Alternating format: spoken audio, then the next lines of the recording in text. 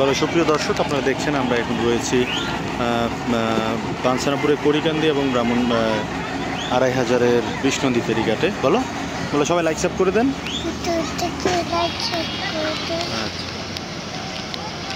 আচ্ছা, একটা ফেরি ছাড়বে আর একটা ফেরি এখন ভিড়বে।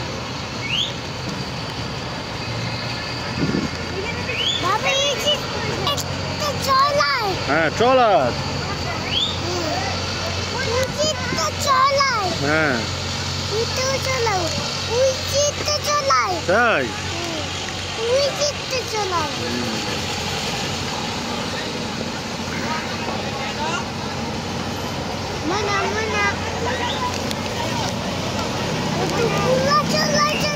অনেকগুলো দেখছো,